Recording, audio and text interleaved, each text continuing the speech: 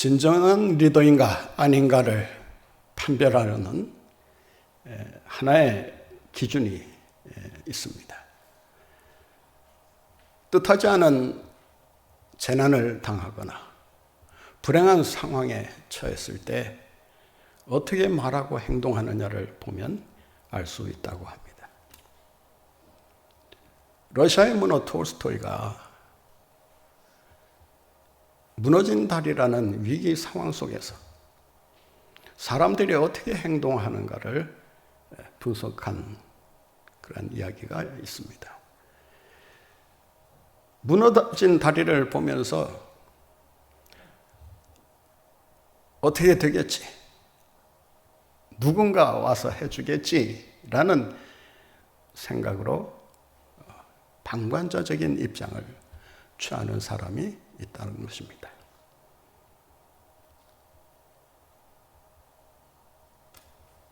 뿐만 아니라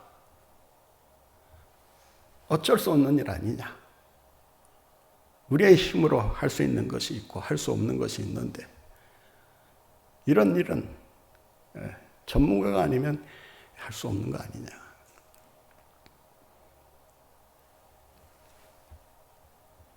어쩔 수 없다는 운명이론이나 팔자소관으로 돌리려는 이런 사람들이 있다는 것입니다. 또 어떤 사람은 이런 위기 상황으로부터 모면하고 피하기 위해서 재빨리 도망치려는 사람들이 있다고 합니다. 그러나 이 세 사람과는 달리 삽을 들고 현장에 뛰어들어 다리를 건설하려는 이런 사람이 존재한다는 것입니다. 이런 사람이야말로 진정한 리더의 자격을 갖추고 있다라고 할 수 있습니다.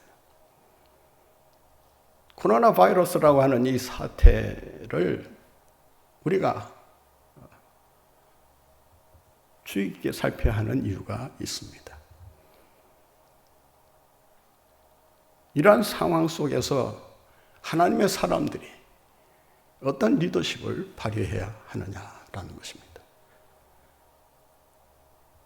세상 사람들이 안 된다, 끝났다라고 할 때 아니다, 무슨 소리냐. 예수 그리스도 안에 희망과 미래가 있다는 사실을 보여줘야 한다는 것입니다.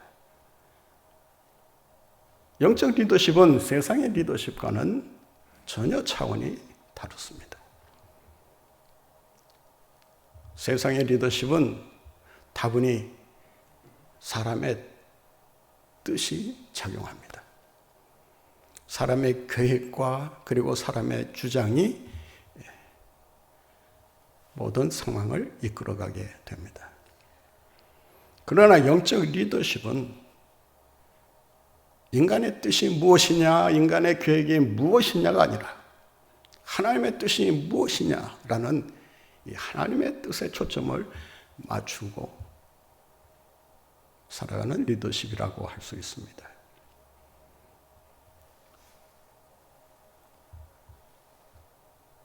세상 사람들은 리더십을 발휘한다고 하지만 다분히 인간적인 경험과 사고에서 나오는 그런 아이디어를 가지고 승부할 수밖에 없습니다.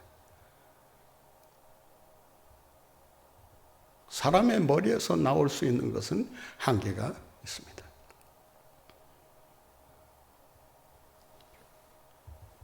그러나 영적 리더십이라고 하는 것은 어떤 상황의 문제나 환경의 문제가 아니라 하나님의 뜻이 어디 있느냐라고 하는 것입니다.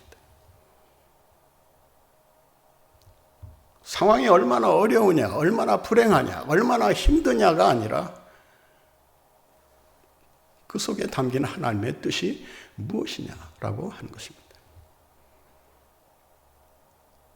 코로나 바이러스라고 하는 이 온종한 사태를 우리에게 허락하신 이유가 무엇이겠습니까?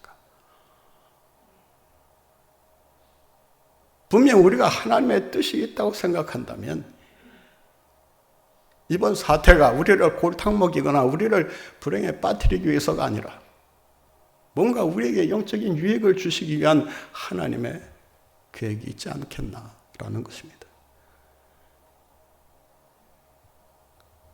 그러므로 우리는 뭐 이런 재난이 아니라 그 어떤 일을 만나더라도 항상 우리의 생각의 초점이 하나님의 뜻에 맞춰져 있어야 합니다.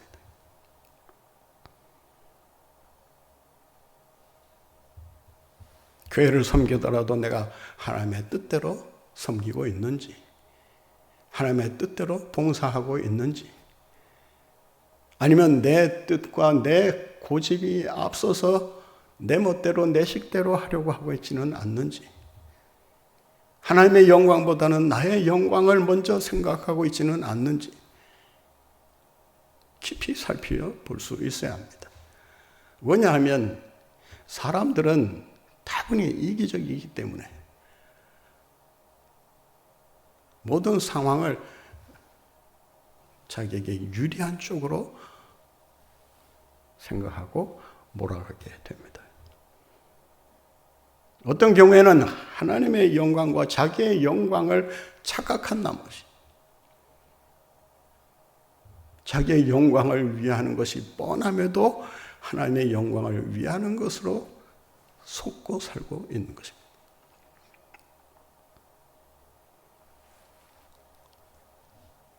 우리의 신앙생활의 최종적인 목표가 무엇이겠습니까?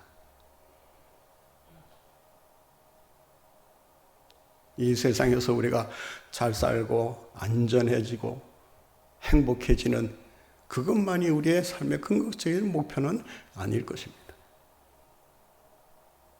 궁극적인 목표는 뭐냐라고 했을 때 그 목표는 우리의 성공이나 우리의 성장이 아니라 하나님의 뜻이 어디 있느냐의 문제라고 할 수 있습니다. 그러므로 우리의 믿음의 사람들은 그리고 하나님의 부르심을 받은 일꾼들은 항상 그 마음 중심에 하나님의 뜻이 자리 잡고 있어야 합니다.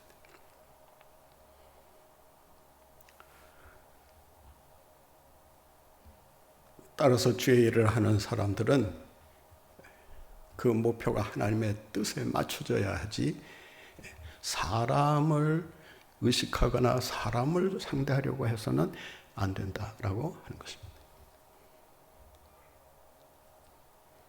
물론 인간관계가 중요하다는 것은 뭐 두말할 나위가 없습니다. 그러나 인간관계보다 중요한 것이 하나님의 뜻이냐라고 하는 것입니다.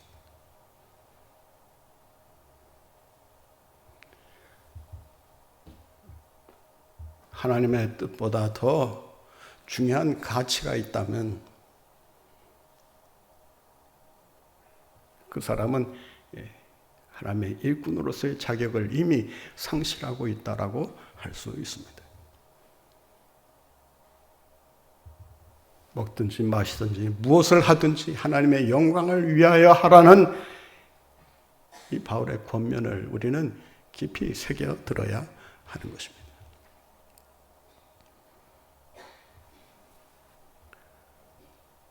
목표와 싸우는 사람은 그 목표를 언젠가는 달성하게 되지만 사람과 싸우는 사람은 사람과의 싸움이 계속될 수밖에 없기 때문에 그 싸움에서 승리하기란 여간 어렵지가 않다는 것을 우리가 명심해야 합니다. 우리가 어렸을 때 많이 들었던 동화 이야기 가운데 어린 시절 저에게 큰 감동을 주었던 그 동화가 하나 있습니다. 제목을 말씀드리면 뭐 그 얘기구만 이렇게 다 짐작을 하실 것입니다. 느린 법 거북이와 발빠른 토끼와의 경주 이야기입니다. 형평성의 원칙을 놓고 보면 이 느림보 거북이와 발빠른 토끼와의 경주가 사실은 성사될 수가 없는 그런 게임입니다.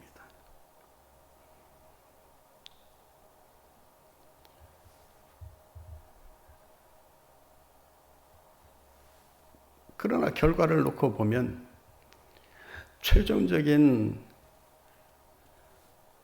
우승을 누가 했느냐? 느림보 거북이가 했다는 것입니다. 느림보 거북이가 발빠른 토끼를 이길 수 있다는 이 발상의 전환, 아무도 감동하시는 분이 없으신데 이 동화가 주는 그 용기라고 하는 것은 이건 참 뭐라고 말하기가 어려운 그런 내용이라고 할 수 있습니다. 사람이 모이는 리더, 사람이 떠나는 리더라는 책에 보면 이 느림보 거북이와 발빠른 토끼의 이 경주 이야기를 이렇게 분석하고 있습니다. 왜 느림보 거북이가 이기고 발빠른 토끼가 패할 수밖에 없었는가? 그 이유가 뭐냐? 거북이가 승리했다면 그 승리 요인이 뭐냐라고 했을 때 그 책에서 이런 말을 합니다. 보는 것이 처음부터 달랐기 때문이다.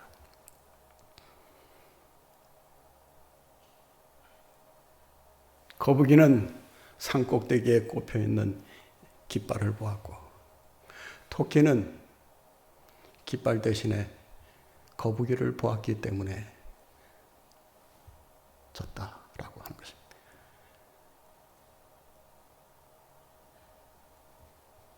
충신과 간신의 차이가 뭔지 아십니까?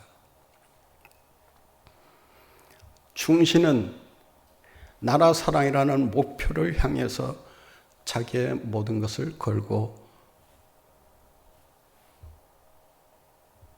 헌신하는 사람입니다. 간신은 나라 사랑이라는 목표가 아니라 자기의 경쟁자, 자기의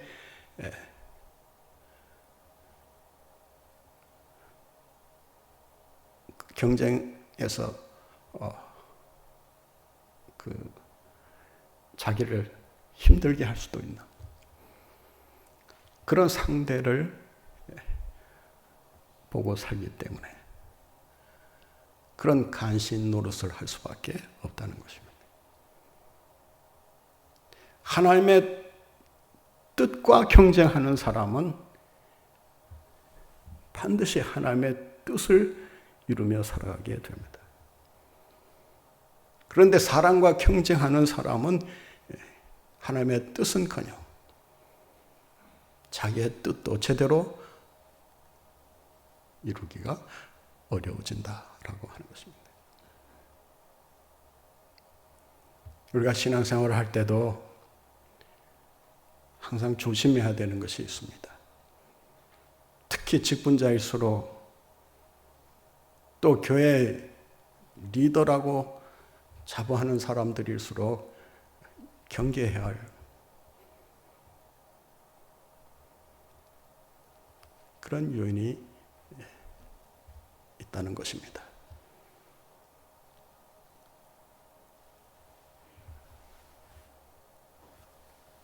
사람을 보고 사람을 의식하면서 사람과 경쟁하려는 이러한 자세는 임직자로서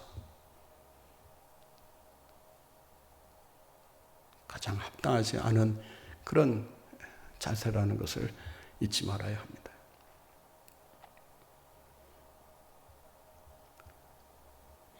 어떻게 하면 하나님의 뜻을 더 잘 이룰 수 있는지, 어떻게 하면 더 하나님의 은혜를 힘입을 수 있는지, 어떻게 하면 하나님의 축복을 받고 살아갈 수 있는지, 그것과 경쟁하지 아니하고 사람 이겨서 뭘 하겠다는 겁니까? 사람과 상대해서 자기의 자존심을 세웠다고 해서 그것이 그 사람의 삶에 무슨 유익이 있다는 것입니까?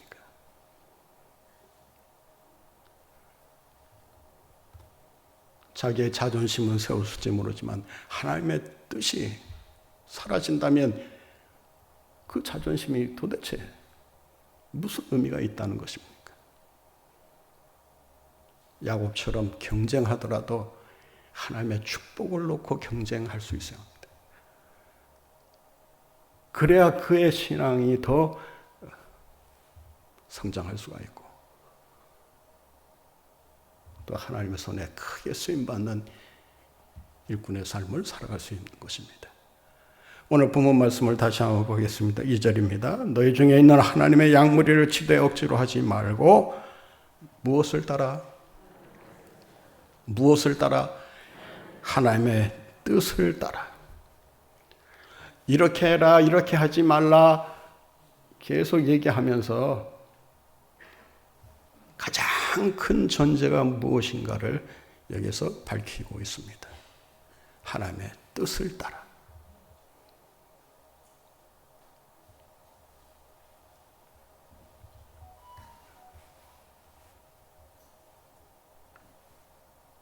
이 게리 맥킨토시라는 분이 쓴 리더십의 그림자라는 책이 있습니다. 그 책에 보면 왜 리더가 실패하는가?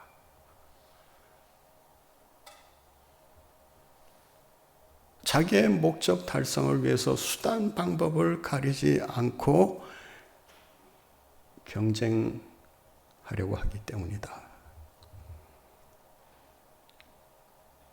그러니까 하나님의 뜻이 어디 있느냐 보다는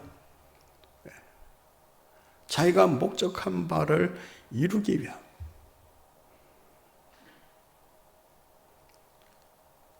사람을 의식하고 사람을 상대로 해서 경쟁하다 보니까 그 사람을 이겨먹기 위해서는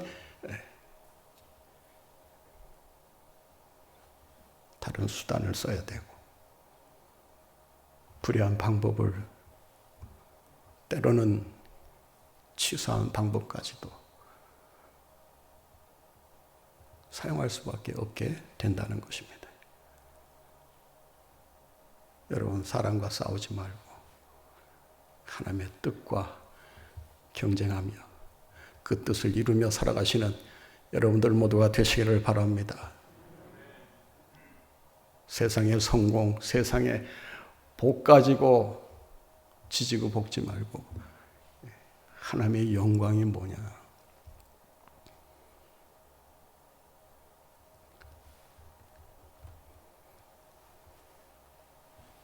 내게 충성하라는 이런 잘못된 생각으로는 결코 하나님의 일꾼으로서의 삶을 살아갈 수 없습니다. 영적 리더십을 결코 발휘할 수 없는 것입니다.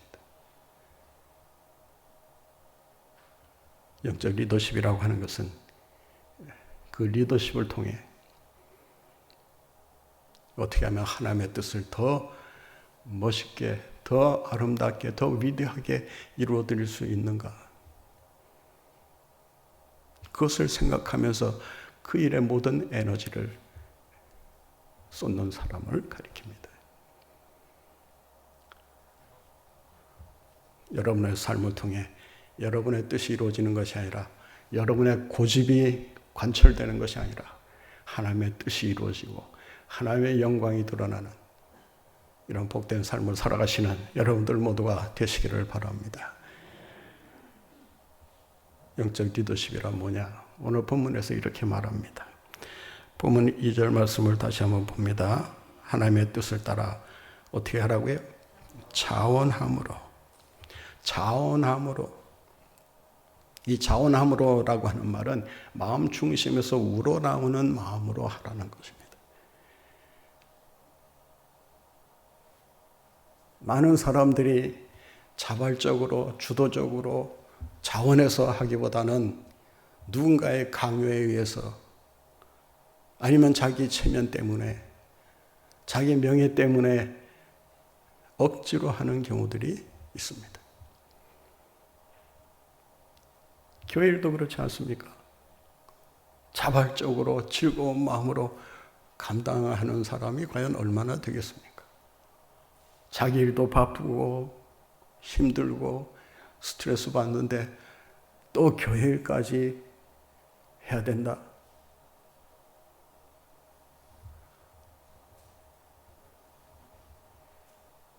예전에는 이 교회 일이 우선적으로 행해질 수밖에 없었던 그런 상황이 있었습니다.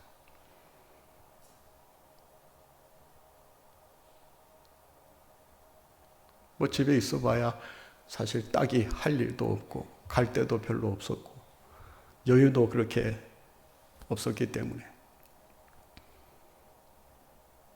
교회가 봉사의 일터이자 뭐 놀이터, 뭐 대화의 창구, 뭐 이런 스트레스 푸는 뭐 그런 장소의 역할을 하기도 했습니다.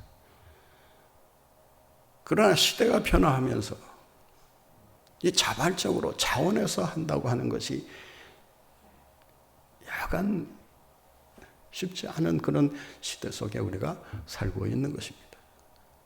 자원해서 하려고 하다 보니까 걸리는 게 너무 많은 것입니다.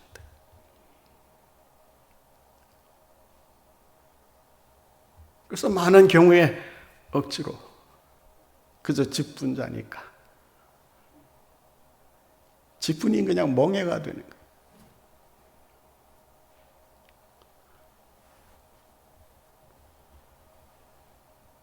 어떤 분은 그래요. 억지로 할 것 같으면 하지 마. 그거 뭐 힘들게, 그 뭐 그렇게, 하기 싫은 거, 뭐 그딴 식으로 할 것 같으면 집어치라는 식으로. 뭐 이렇게 말하는 사람들이 있어요. 근데 저는 그렇지 않습니다. 억지로라도 하는 걸 저는 환영합니다.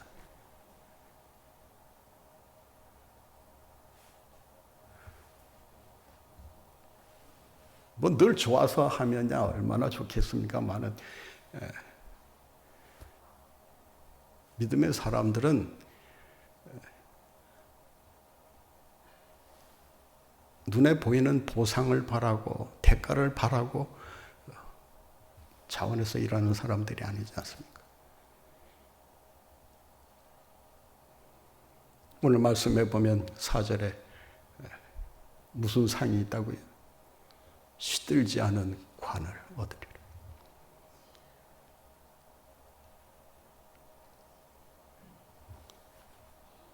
그 시들지 않는 그 마지막 주님이 주실 상이 있기 때문에 그 상을 생각하면서 자원하는 마음으로 하는 거예요. 주님의 은혜가 감사하고 주님의 사랑이 너무 크기 때문에 자기의 삶을 압도하다 보니까 그 사랑에 힘입어서 자원하는 마음으로 충성하게 되는 것입니다.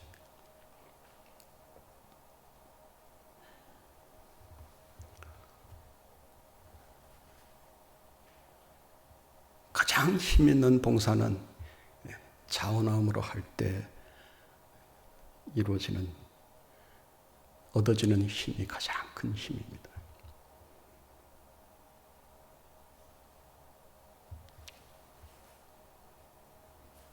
그래서 시편에 보면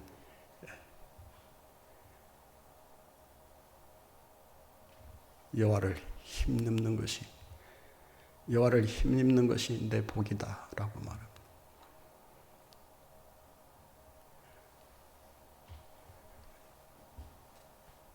억지로 하게 되면 오래가지 못합니다. 쉽게 포기하고 쉽게 짜증내고 쉽게 불평, 불만 터뜨립니다. 왜? 억지로 하는 일이기 때문에 그렇습니다.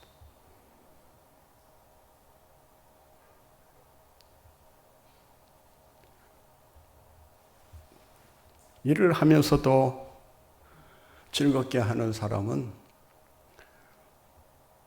그 일의 결과가 어떠하냐 보다 일하는 그 자체가 즐겁고 행복하기 때문에 자원하는 마음으로 하게 됩니다. 세상 사람들은 리더십을 발휘하더라도 그 리더십을 발휘했을 때 돌아올 보상이나 대가를 항상 생각하게 됩니다. 그래서 억지로라도 할 수밖에 없는 거예요. 직장 생활하시는 분들 더러 계시는데 자원하는 마음으로 늘 직장 생활 할 수 있습니까?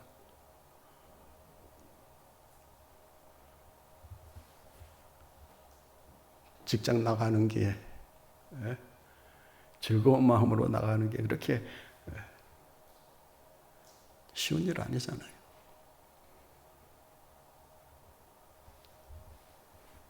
뭐 정주영 씨의 뭐 인간됨됨이는 모르겠지만 그분이 그 쓴 자서전에 보면 자기는 새벽에 일하러 갈 때가 가장 기대가 되고 신나고 즐겁다는 거예요.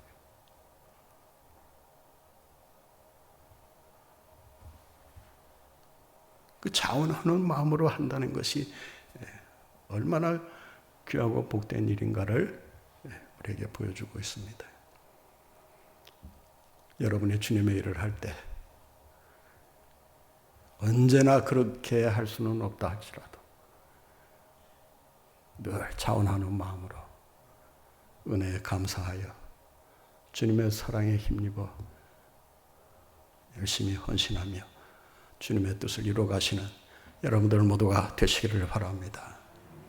오늘 말씀해 보면 영적 리더십이 무엇인가를 우리에게 가르쳐주고 있습니다. 본문 3절을 같이 봅니다.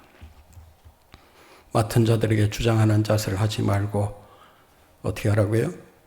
양무리에 본이 되라. 우리 한번 따라해 보실까요? 맡은 자들에게 주장하는 자세를 하지 말고 양무리에 본이 되라. 주장하지 말고 주장하지 말고 주장하지 말고 양무리에 본이 되라. 여러분, 주장해서 변화되는 게 쉽겠습니까? 아니면 양무리에 본이 되는 것이 더 변화를 시키는 것이 쉽겠습니까? 어느 쪽이겠습니까? 사람을 변화시키고 상황을 변화시키는 가장 강력한 힘은 본을 보이는 데 있다라고 합니다. 그래서 힘든 거예요. 우리 한번 서로 인사하시면서 한번 오늘 말씀을 한번 서로 나눠보시죠. 양무리에 본이 됩시다.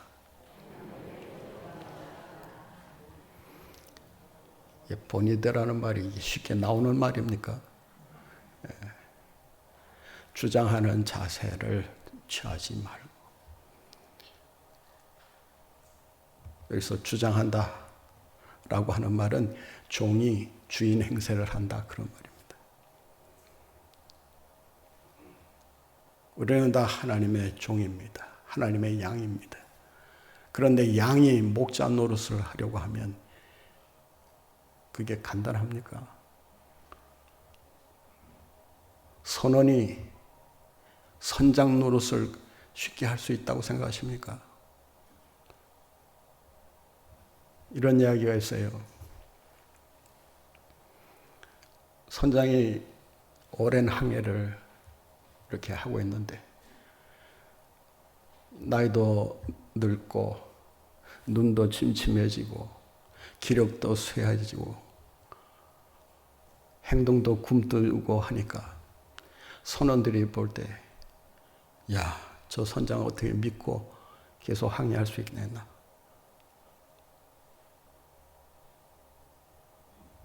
그래서 제일 빠릿빠릿하고 제일 젊고 유능한 선원을 선장으로 앉히자.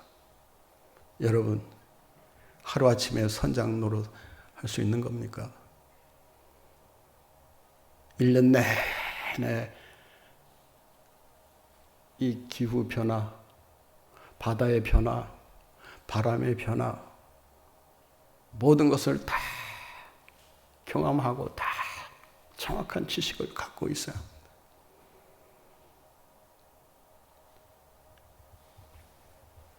주장하는 자세 취하려고 하지 마시라는 겁니다. 남의 위에 군림하면서 지배하려고 하는 태도는 언제나 반발을 불러일으킬 수밖에 없고, 세상 리더십은 그렇게 할 수 있을지 몰라도 영적 리더십은 결코 그렇게 해서는 성공할 수 없다는 것을 반드시 잊지 말아야 합니다. 세상의 리더십은 올라가는 구조입니다. 말단 공무원에서 시작해서 대통령까지 그 지위가 올라갑니다. 그런데 영적 리더십은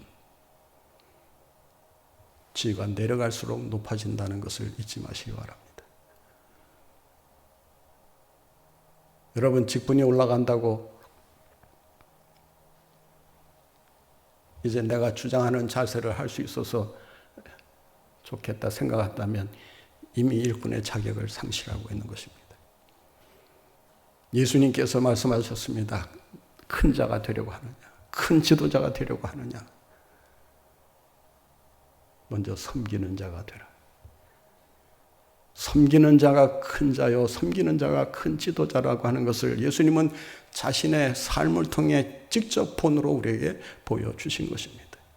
여기서 약물의 본이 되라라고 하는 것은 우리가 본받아야 될 본이 많지만 그 중에 예수님께서 우리를 위해 십자가를 통해 섬기신 그 섬김의 본을 본받으라는 것입니다. 영적 리더십은 주님께서 보이신 섬김의 본을 얼마나 잘 우리가 실천하고 살아가느냐에 있다는 것을 잊지 마시고, 직분이 올라간다는 말이 참 저는 참 쓰기가 어려운 표현인데, 이 교회에서의 직분은 섬기라고 주신 것임을 기억하시고 더 낮은 자리에서 성비의 본을 보이며 주의 영광을 드러내며 살아가시는 여러분들 모두가 되시기를 바랍니다.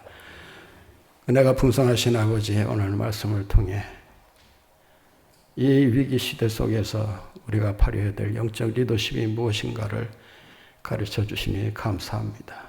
하나님의 뜻을 찾고 하나님의 뜻을 이루기 위해 힘쓰며 자원하는 마음으로 섬김의 자리에서 주님이 보이신 그 본을 우리가 보이며 주의 영광을 드러내며 살아가는 저희들 모두가 되게 하여 주시옵소서. 예수님의 이름으로 기도하옵나이다. 아멘.